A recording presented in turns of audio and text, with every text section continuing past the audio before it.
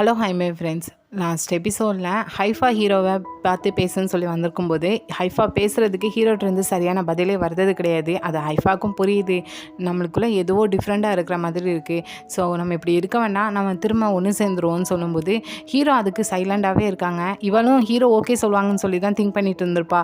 So இப்போது நான் பிரேக்கப்னு ஏதோ யோசிக்காமல் சொல்லிட்டு போயிட்டேன், நம்ம பிரேக்கப்லாம் பண்ண வேண்டாம் அப்படின்னு சொல்லும்போது ஹீரோவும் நானும் இந்த மாதிரி டைமில் ரொம்பவே யோசித்து பார்த்தேன். ஃபஸ்ட்டு உனக்கு ஏற்ற பாய் ஃப்ரெண்ட் நானாக தான் இருப்பேன்னு சொல்லிட்டு, ஆனால் இப்போ தான் ரியலைஸ் பண்ணேன் உனக்கு சரியான ஒரு பாய் ஃப்ரெண்ட் ஒரு செலிப்ரிட்டியாக தான் இருக்க முடியும், நான் கிடையாது அப்படின்னு சொல்லும்போது அவளும் இல்லை நீங்கள் என்னை பனிஷ் பண்ணுறதா நினச்சிக்கிட்டு இப்படிலாம் பேசிகிட்டு இருக்கீங்க, என்னால் நம்ப முடியாது, நான் உங்களுக்கு டைம் தரேன், யோசித்து உங்களோட ஆன்சரை சொல்லுங்கன்னு சொல்லிட்டு அங்கேருந்து கிளம்பி போயிருதா.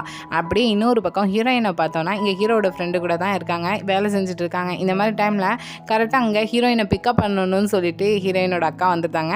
இந்த ஒரு ரீசனை வச்சுட்டு இங்கே ஹீரோட ஃப்ரெண்டை பார்க்கலான்னு சொல்லிட்டு ஹீரோட ஃப்ரெண்டும் இப்போ அக்கா தங்கச்சி 2 பேர் இருக்கீங்க, அப்போ வாங்க நம்ம ஒன்றா டின்னர் சாப்பிட்லான்னு சொல்லிட்டு அங்கேருந்து கிளம்பி போகிறப்போ அந்த இடத்துக்கு என்னென்னா ஹீரோட பேசிட்டு ஸ்டேட்டாக ஹைஃபா இங்கே ஹீரோட ஃப்ரெண்டை தான் மீட் பண்ணணும்னு சொல்லிட்டு வந்திருக்கா. ஸோ நான் அங்கே போக வேண்டியதாக இருக்குது, நான் இன்னொரு டைம் உங்களை கூட்டிகிட்டு போகிறேன்னு சொல்லிட்டு அங்கேருந்து ஸ்டேட்டாக ஹைஃபா கூட பேசாங்க. இந்த மாதிரி டைமில் ஹீரோயினுக்கு ஹீரோட்டிருந்து கால் வருது. ஸோ ஹீரோயினும் கிளம்பி போயிருந்தாங்க. ஆனால் ஹைஃபா எதுக்கு ஹீரோட ஃப்ரெண்டை மீட் பண்ண வந்தானா, இப்போ ஹீரோக்கும் ஹைஃபாவுக்கும் என்ன சண்டை நடந்துச்சோ அந்த பிரேக்கப்பை பற்றி பேசுறதுக்காக தான் வந்திருக்கா. ஆனால் கரெக்டாக கெஸ் பண்ணிட்டா ஹீரோ யாரையோ லவ் பண்ணுறாங்கன்னு சொல்லிட்டு, அதை தான் ஃப்ரெண்டுகிட்டையும் சொல்லி ஃபீல் பண்ணிகிட்டு இருக்கா. ஆனால் இன்னொரு பக்கம் இங்கே ஹீரோவை பார்த்தோன்னா இப்போ ரீசெண்டாக ஒரு 4-5 பொண்ணுங்களை டேட் பண்ணிட்டு இருந்ததில் ஒரு பொண்ணு ரொம்பவே சீரியஸாக இருக்கா போல். அது எந்த அளவுக்குனா இவங்க 2 பேருக்கும் மேரேஜ் ஆகி அதில் 2 குழந்தைங்க பிறந்து அந்த 2 குழந்தைங்களுக்கு ராண்டி மியான்னு பேர் வைக்கிற அளவுக்கு டெவலப் ஆகியிருக்கு. ஸோ இவற்றிருந்து தப்பிக்கிறதுக்காக ஹீரோ என்னென்னா ஹீரோயினை தேடிட்டு இருக்காங்க. இப்போ அவள் என்னென்னா நம்ம மேரேஜ் எங்கே வச்சுக்கலான்னு சொல்லிட்டு ஒவ்வொன்றா பேசிட்டு போக ஹீரோ அவளை ஸ்டாப் பண்ணிவிட்டு எனக்கு ஆல்ரெடி கேர்ள் ஃப்ரெண்டு இருக்குது அப்படின்னு சொல்லும்போது கரெக்டாக அந்த இடத்துக்கு ஹீரோயினும் வந்துருந்தாங்க. இதோ இவ தான் என்னோட கேர்ள் ஃப்ரெண்டுன்னு சொல்லி ஹீரோயினை இன்ட்ரோ வேற கொடுக்காங்க. ஹீரோயினுக்கு என்ன கேர்ள் ஃப்ரெண்டான்னு சொல்லி ஷாக் ஆகுது. இப்போ அந்த பொண்ணு என்னென்னா, ஓ இவ உங்களோட கேர்ள் ஃப்ரெண்டா, அப்போது நீங்கள் எனக்கு புக்கே கொடுத்தத எதுக்கு இவ எனக்கு அதை வந்து கொண்டு வந்து தர போகிறா என்ன போய் தானே சொல்கிறீங்க அப்படின்னு சொல்லும்போது இதை இப்போ தான் ஹீரோக்கே தெரியுது போல். ஓ அந்த புக்கையெல்லாம் நீ தான் கொண்டு போய் கொடுத்தியா, ஹவு க்யூட், நீ எனக்காக இவ்வளோ ஹெல்ப் பண்ணியிருக்கேன் நீ அப்படின்னு சொல்லும்போது யார் ஹெல்ப் பண்ணா, நான் எவ்வளோ கஷ்டப்பட்டு அந்த வேலையெல்லாம் செஞ்சேன்னு தெரியுமான்னு சொல்லி கோவத்தில் கத்துறாங்க. இப்போ அந்த பொண்ணு என்னென்னா சரி இருக்கட்டும் விடுங்க, அந்த பொண்ணை பிரேக்கப் பண்ணிடுங்க, நம்ம 2 பேரும் ஒன்று சேர்ந்துக்கிடுவோம் அப்படின்னு இந்த பொண்ணு சொல்ல ஹீரோயின் இதை கேட்டுட்டு சரி சரி நம்ம 2 பேரும் பிரேக்கப் பண்ணிடலாம், நீங்கள் 2 பேரும் எப்பவுமே ஒன்றா இருங்க, அந்த பொண்ணு வேறு அழகாக தான் இருக்குன்னு சொல்லும்போது ஹீரோ இல்லை முடியாது, நான் உன்னை தான் லவ் பண்ணுறேன், இந்த உலகமே உன்னை காதலிக்க கூடாதுன்னு சொன்னாலும் நான் உன்னை தான் காதலிப்பேன், ஏன்னா அதுதான் உண்மையான காதல்னு சொல்லி ஏதோ சின்சியராக பேசுகிறாங்க. ஹீரோயினும் சைலண்ட் ஆகிடுறாங்க. ஆனால் பக்கத்தில் இருக்கிற அந்த பொண்ணு தான் என்னோட ஃபீலிங்ஸில் விளாண்டிங்கன்னு சொல்லிட்டு ஹீரோவை திட்டி விட்டுட்டு போகிறா. ஹீரோயினும் கோவத்தில் அந்த இடத்துலேருந்து கிளம்பி வந்துருந்தாங்க. இப்போ ஹீரோயின் என்ன கோவத்தில் இருக்காங்கன்னா இந்த பொண்ணை கழட்டி விடுறதுக்கு தன்னை யூஸ் பண்ணிக்கிட்டாங்கன்னு சொல்லி தான். ஸோ இப்போ ஹீரோ பேச போகும்போது இன்னும் லைனில் 4 பொண்ணுங்க இருக்காங்க தானே, இதே மாதிரி ஒரு அரேஞ்ச் பண்ணி நான் தான் கேர்ள் ஃப்ரெண்டுன்னு சொல்லி அந்த பொண்ணுங்களை கழட்டி விட்டுருங்க, இதான உங்களோட பிளான் அப்படின்னு சொல்லும்போது இல்லை நீ தப்பாக புரிஞ்சுக்கிட்டேன், இந்த பொண்ணு என்னை அடிக்கடி தொந்தரவு பண்ணிட்டு இருந்தா அப்படின்னு சொல்லும்போது ஃபஸ்ட்டு நீங்கள் தானே அந்த பொண்ணுங்கக்கிட்ட பழக ஆரம்பிச்சது, இப்போ என்ன கழட்டி விட ட்ரை பண்ணுறீங்க, ஓ ஒருவேளை மறுபடியும் ஹைஃபா வந்துட்டாங்களே அதனால தானே அப்படின்னு சொல்லும்போது நீ எல்லாமே தப்பாக புரிஞ்சுக்கிட்டேன், எனக்கும் ஹைஃபாக்குள்ளே இருக்கிற ஃபீலிங்ஸே டிஃப்ரெண்ட்டாக அப்படின்னு சொல்லும்போது ஹீரோயினும் டிஃப்ரெண்ட்டாக என்னமோ இருந்துட்டு போகுது, இனி என்ன எதுக்கு எந்த விஷயத்துலையும் டிஸ்டர்ப் பண்ணாமல் இருந்தால் நல்லதுன்னு சொல்லிட்டு ஹீரோவை திட்டி விட்டுட்டு போயிருந்தா. ஹீரோவும் ஏதோ பேச வந்து ஏதோ மாதிரி கதை போயிட்டேன்னு சொல்லி ஃபீல் பண்ணிட்டு இருக்காங்க. ஸோ தனியாக போய் பாரில் ட்ரிங்க் பண்ணிட்டு இருக்கிறப்போ அங்கே ஹீரோட ஃப்ரெண்டு வராங்க. ஹீரோட ஃப்ரெண்டுக்கு ஆல்ரெடி பிரேக்கப் பற்றி தெரிஞ்சதுனால இங்கேயும் கேட்காங்க, ஃபஸ்ட்டு நீயும் ஹைஃபாவும் பிரேக்கப் ஆனப்போ ரொம்பவே ஃபீலிங்கில் ட்ரிங்க் பண்ணிட்டு இருந்தேன், ஆனால் இப்போ அவளே சேர்ந்துக்கலான்னு சொல்கிறப்போ ஏன் நீ வேண்டான்னு சொல்லிட்டேன்னு கேட்கும்போது ஹீரோவும் சொல்கிறாங்க எனக்கு ரொம்ப டயர்டாக இருக்குது, நாங்கள் மறுபடியும் சேர்ந்ததுக்கப்புறம் எங்களுக்குள்ளே பிரேக்கப்புங்கிறது மறுபடியும் வந்துச்சுன்னா அது என்னால் தாங்கிக்கொள்ள முடியாதுன்னு சொல்லும்போது ஹீரோட ஃப்ரெண்டுக்கும் புரியுது இது கொஞ்சம் லாஜிக்காக தான் இருக்குன்னு சொல்லிட்டு அப்படியே ஹீரோயின் இப்போ என்கிட்ட தான் அசிஸ்டண்ட்டாக ஒர்க் பண்ணிட்டு இருக்கா அப்படின்னு சொல்லும்போது ஹீரோக்கு இப்போ தான் ஹீரோயின் இங்கே தான் வேலை பார்க்கங்கிறது தெரியுது. ஸோ நெக்ஸ்ட் டே ஹீரோட ஃப்ரெண்டு வேலை பார்க்குற இடத்துக்கு போயாச்சு. ஜஸ்ட்டு சும்மா டீ பிரேக் தான் வந்திருக்கேன்னு சொல்லிட்டு, ஆனால் வந்திருக்க ரீசனே ஹீரோயினை பார்க்கறதுக்காக தான். ஸோ ஹீரோயின்ட்ட பேசணும்னு சொல்லி ட்ரை பண்ணால் ஹீரோயின் இன்னும் ஹீரோ மேலே கோவத்தில் தான் இருக்காங்க. அப்படியே அவங்களுக்கு காஃபியும் போட்டு கொண்டு வராங்க. ஆனால் ஹீரோ குடிச்சதுமே ஹீரோயினை மறைச்சி பார்க்காங்க. என்னென்னா ஹீரோக்கு சுகர் கொஞ்சம் கம்மியாக போட்டு தான் குடிச்சு பழக்கம் போல்.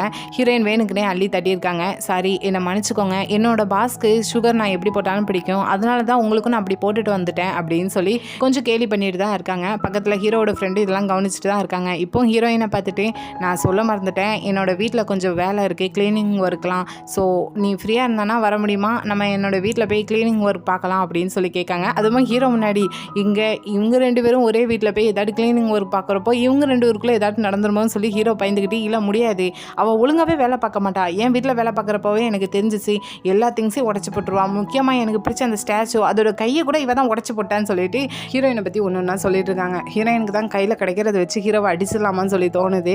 அப்படியே நைட் டைம் இப்படி நடந்தது எல்லாத்தையும் அவங்க அக்காட்ட தான் சொல்லி ஃபீல் பண்ணிட்டு இருக்காங்க. மறுநாள் பார்த்தோன்னா இங்கே ஹீரோவோட ஃப்ரெண்டும் ஹீரோயினும் சேர்ந்து ஒரு கிளைண்ட் வீட்டுக்கு தான் போயிருக்காங்க. ஆனால் அவங்க சொன்ன மாதிரி தான் 3 மாதம் கஷ்டப்பட்டு ஒரு டிசைனை செஞ்சு கொண்டு வந்து கொடுத்துருக்காங்க. ஆனால் அந்த அம்மா என்னென்னா அதை பார்த்ததுமே அந்த பேப்பரை தூக்கி தூர எறிகிறாங்க. நான் சொன்ன மாதிரி நீங்கள் எந்த டிசைனுமே செஞ்சு கொண்டு வரல, இது நல்லா இல்லை, போங்க, லாஸ்ட் சான்ஸ் தான், அந்த வீடு பார்க்குறப்போ அப்படியே தங்க மாதிரி ஜொலிக்கணும், அப்படி ஒரு டிசைனை கொண்டு வாங்க அப்படின்னு சொல்கிறாங்க.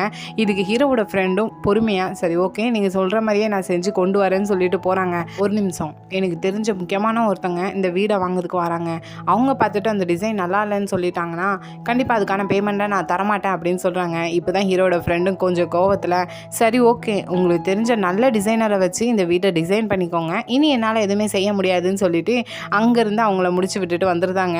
ஸோ அப்படியே இன்னொரு பக்கம் ஹீரோவை பார்த்தோன்னா ஹீரோயினுக்கு கால் பண்ணி பேசலான்னு சொல்லி தோணுது. இருந்தாலும் ஹீரோயின் ரொம்ப கோவத்தில் பேசிட்டு போயிருக்கா, கோவத்தில் இருக்கான்னு தெரிஞ்சுட்டு இப்போ ஹீரோயின் அக்காட்ட தான் போய் கேட்காங்க.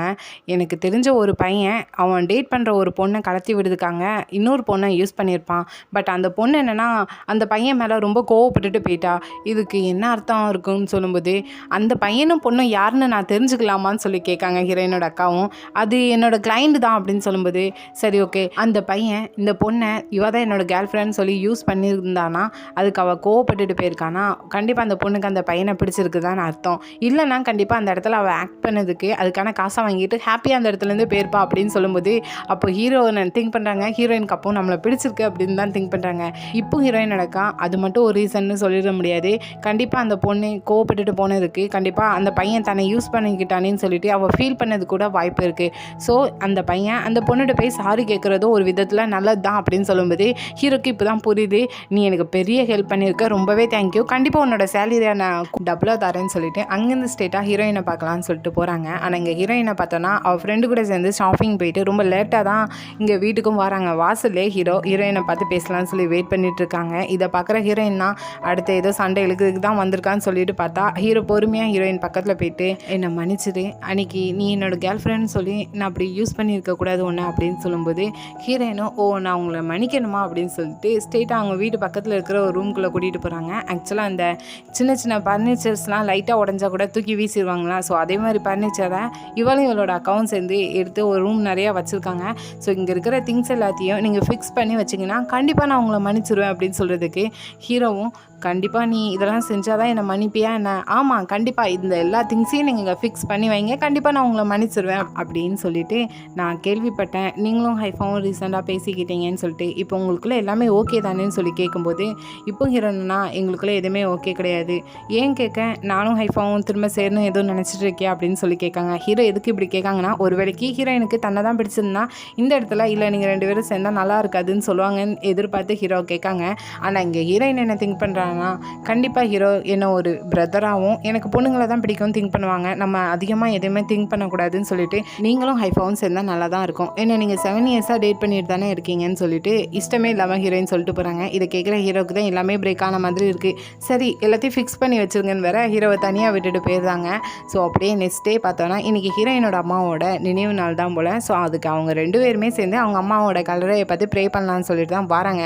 ஆனால் நல்லா மழை பெஞ்சிட்ருக்கு. ஆனால் அதுலேயுமே இவங்களுக்கு முன்னாடி யாரோ அந்த இடத்துல பூலாம் வச்சு ப்ரே பண்ணிட்டு போயிருக்காங்க. இவங்களுக்கு பார்க்குறதுக்கே ஷாக்காக இருக்குது. ஏன்னா சின்ன வயசில் இவங்களோட ஃபேமிலி மெம்பர்ஸ் எல்லாருமே கடன் தொலை இருக்குது அப்படின்னு சொல்லிட்டு இந்த 2 பேரையும் தனியாக விட்டுட்டு போயிருப்பாங்க. இப்போ யார் வந்திருப்பாங்கங்கிறப்போ ஹீரோயின் ஒரு வேளைக்கு நம்ம அப்பா இருக்குமோ அப்படின்னு சொல்லும்போது ஹீரோயின் அக்கா, அந்த ஆளாக மட்டும் இருந்துச்சு, அந்த ஆளை நான் மன்னிக்கவே மாட்டேன்னு சொல்லிட்டு அவங்க அப்பா மேலே செம்ம கோவத்தில் இருந்துட்டு இருக்காங்க. ஹீரோயினும் பூவை நமக்கு முன்னாடி யார் வச்சுருப்பாங்கிற யோசனையிலேயே அங்கேருந்து ஸ்ட்ரெயிட்டாக ஆஃபீஸ்க்கு போகிறாங்க. அங்கே பார்த்தோன்னா இதுக்கு முன்னாடி ஒரு அம்மாட்ட நாங்கள் எந்த டிசைனும் செய்ய மாட்டேன்னு சொல்லிட்டு வந்திருப்பாங்களாம். ஸோ இப்போ அதுக்கு ரீஃபண்ட் கேட்டிருக்காங்க போல். ஸோ அதுக்கு ஹீரோட ஃப்ரெண்டோ ரீஃபண்ட் அந்த வீட்டுக்கு கொடுக்கணும்னு சொல்லிட்டு கிளம்புறப்போ ஹீரோயின் இருக்கட்டும், நான் உங்களோட அசிஸ்டன்ட் தானே, நான் கொண்டு போய் கொடுக்கேன்னு சொல்லிட்டு அந்த காசை வாங்கிட்டு அவங்கள்ட்ட கொடுக்கறதுக்காக கிளம்பி போகிறாங்க. ஆனால் அங்கே அந்த அம்மாவை பார்த்தோன்னா வந்திருக்க ஹீரோயினை கவனிக்காமல் பின்னாடி வந்த ஒரு ஜோசியரை பார்த்து வீட்டுக்குள்ளே கூட்டிகிட்டு போகிறாங்க. அந்த ஜோசியரும் வீட்டுக்குள்ளே போனதுமே இந்த வீட்டுக்குள்ளே எந்த ஒரு ஆத்மா இல்லாத மாதிரியே இருக்குது, இந்த வீட்டோட வாஸ்து சரியில்லை, இந்த இடத்துல எதுக்கு நீங்கள் படிக்கட்டை வச்சுருக்கீங்க,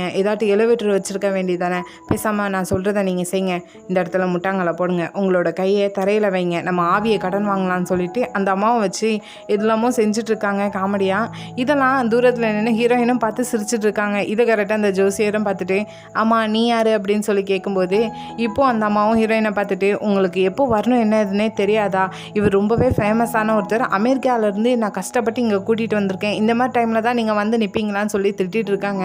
இதுக்கு அந்த ஜோசியரும் அதெல்லாம் இருக்கட்டும், அவங்களுக்கு என்ன தெரிய போகுது, சரி நான் கிளம்புறேன் அப்படின்னு சொல்லும்போது இப்போது அந்த அம்மா என்னென்னா ஒரு கட்டு நிறைய பணத்தை எடுத்து அந்த ஜோசியர் கையில் கொடுக்காங்க. ஹீரோயினும் இது கவனிக்காங்க.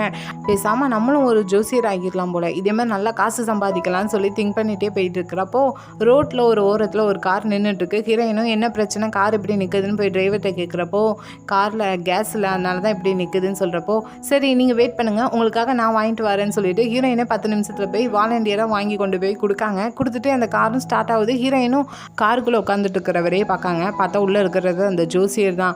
சரி என்னடா இப்படி பார்க்கலேன்னு சொல்லிட்டு ஹீரோயினை பக்கத்தில் கூப்பிட்டு உன்னோட நெத்தியை காட்டுன்னு சொல்கிறப்போ ஹீரோயினும் கட்டுறாங்க. உன்னோட லவ் லைஃப் ரொம்ப நல்லா இருக்கும் அப்படின்னு சொல்லும்போது ஐயோ ஐயா எனக்கு இந்த லவ் லைஃப்லாம் ஒன்றும் தேவையில்ல, நான் இப்போ உங்களுக்கு வந்து வாங்கிட்டு வந்த அந்த கேஸ் வந்து $100, என்னோட ட்ராவல் சார்ஜ் எல்லாம் சேர்த்து மொத்தம் $230 வருது, அந்த காசை மட்டும் தாரீங்களா அப்படின்னு சொல்லும்போது ஓ ஆமாம்மா நான் உங்களுக்கு தர மறந்துட்டேன்னு சொல்லிட்டு அவரும் ஹீரோயினுக்கு அந்த $230 பதிலாக சேஞ்ச் இல்லைன்னு சொல்லிட்டு $300 கொடுத்துட்டு அங்கேருந்து கிளம்பி போயிருந்தாரு. பட் அதுக்கப்புறம் தான் தெரியுது அந்த பர்ஸை வந்து நடு ரோட்லேயே போட்டுட்டு போயிருக்காங்கன்னு சொல்லிட்டு.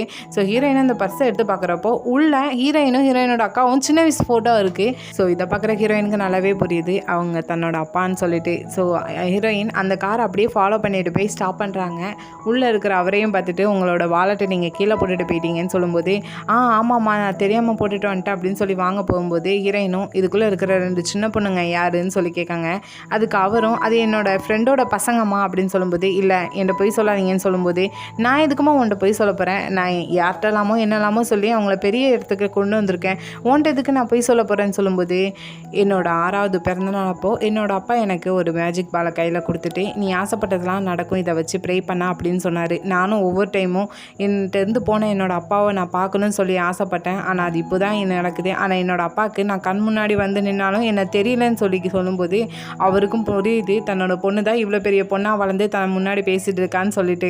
அப்படியே இன்னொரு பக்கம் ஹீரோவை பார்த்தோன்னா வர வழியில் ஒரு சாக்லேட் கடையை பார்க்காங்க. ஹீரோயினுக்கு சாக்லேட் வாங்கி கொடுத்தா ஹீரோயினுக்கு ரொம்ப பிடிக்கும்னு சொல்லிட்டு அந்த சாக்லேட்டை வாங்கிட்டு ஸ்ட்ரெயிட்டாக ஆஃபீஸ்க்கு போகிறாங்க. அங்கே பார்த்தோன்னா ஹீரோயின் ரொம்ப அவசரமாக ஹீரோயினோட அக்காவை கூட்டிகிட்டு போகிறாங்க. ஹீரோவும் பார்த்தோன்னே நான் உனக்கு ஒன்று வாங்கிட்டு வந்திருக்கேன் அப்படின்னு சொல்லி கொடுக்கும்போது நான் உங்கள்கிட்ட பெறவு பேசுகிறேன், எனக்கு ரொம்ப முக்கியமான வேலை இருக்குது அப்படின்னு சொல்லி ஹீரோயினோட அக்காவை அவசரமாக அங்கேருந்து கூட்டிகிட்டு போகிறான். இந்த டைம் கரெக்டாக ஹீரோக்கு ஹைஃபார்லேருந்து ஃபோன் கால் வருது தனியாக மீட் பண்ணலான்னு சொல்லிட்டு. ஸோ 2 பேரும் வழக்கம் போல் ஒரு ஹோட்டல் ரூமில் தான் போய் மீட் பண்ணி பேசுகிறாங்க. நான் நாளைக்கு இங்கேருந்து கிளம்ப போகிறேன், உன்னோட பதிலை நான் கேட்டிருந்தேன், உனக்கு என்ன யோசிக்கிறதுக்கு டைம் வேணும்னாலும் நீ எடுத்துக்கோ அப்படின்னு சொல்லும்போது இதுக்கு ஹீரோ இல்லை தேவையில்லை நம்ம பிரேக்கப் பண்ணுறது தான் நல்லாயிருக்கும், அதுதான் நம்ம 2 பேருக்குமே நல்லதுன்னு சொல்லும்போது இல்லை என்னால் பிரேக்கப் பண்ண முடியாது, இதுக்கான ரீசன் என்ன சொல்லு அப்படின்னு சொல்லும்போது ஹீரோவும் ஆமாம் நீ எப்பவும் உன்னோட வேலையில் பிஸியாக இருக்கேன், உன்னோட வேலையே அப்படி தான், நானும் அதே மாதிரி தான். ஸோ நம்ம 2 பேரும் மீட் பண்ணிக்கிறதே கொஞ்சம் அதில் பேசிக்கிறதும் கொஞ்சம் தான். அப்படி மீட் பண்ணுறப்போ நம்மளுக்குள்ள ஒரே பிரச்சனையாக தான் இருக்குது. நான் தான் உன்னோட பாய் ஃப்ரெண்டுன்னு உன்னால் வெளியே சொல்ல முடியாத அளவுக்கு சீக்கிரட்டாக வச்சுக்கிட வேண்டியதாக இருக்குது.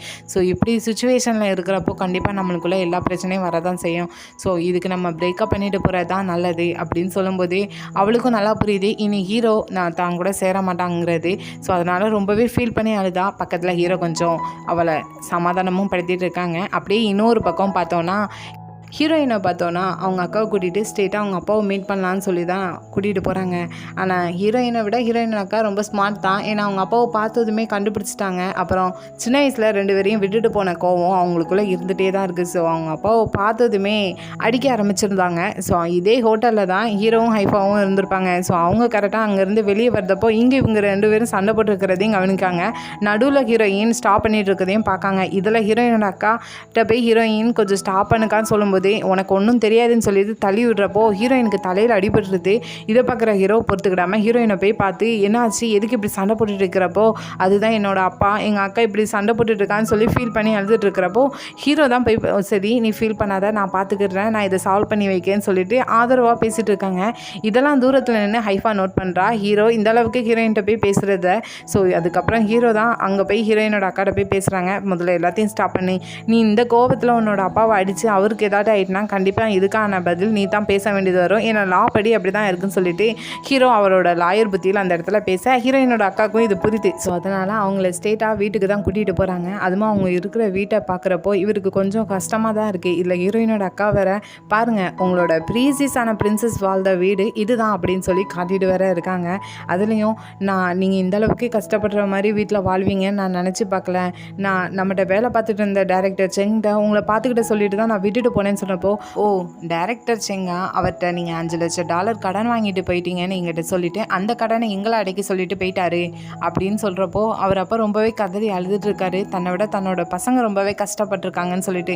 ஹீரோயினும் நீங்கள் அழாதீங்கப்பா, நாங்கள் இந்த வீட்டில் ஹாப்பியாக தான் இருக்கோம், எங்களுக்கு தேவையானதை நாங்களே சம்பாதிச்சுக்கிட்டோம்னு சொல்லும்போது ஹீரோயினோட அக்காவும் ஆமாம்மா கரண்டு தண்ணின்னு இல்லாத ஒரு வீட்டில் வாழ்ந்துட்டு இருந்தோம், அதுக்கு முன்னாடி பார்க்கில் 1 வருஷம் அனாதையாக வாழ்ந்துட்டு இருந்தோம், ஸோ அப்படி கம்பேர் பண்ணி பார்க்குறப்போ இந்த வீடெலாம் எங்களுக்கு பெருசாக தான் இருக்குது அப்படின்னு சொல்லும்போது ஹீரோட அப்பாவுக்கும் புரியுது ரொம்பவே கஷ்டப்பட்டுருக்காங்க பசங்கன்னு சொல்லிட்டு. ஹீரோயினும் அக்கா இப்படிலாம் பேசாதன்னு சொல்லும்போது அப்போ நான் எப்படி பேசுறது, நம்ம வேண்டான்னு சொல்லிட்டு தனியாக விட்டுட்டு போனவருக்கு நம்ம எப்படி லைஃப்பை வாழ்ந்தோங்கிறது தெரிய வேண்டாமான்னு சொல்லி கோவத்தில் கத்துறாங்க. ஹீரோயினும் அவங்க அப்பா பக்கத்தில் போய் சேர்ந்து அழுதுட்டு இருக்காங்க. இதை பார்க்குற ஹீரோயினோட அக்காவுக்கும் அதில் சேர்ந்து தானும் அழணும்னு சொல்லிட்டு ஆசையாக தான் இருக்குது.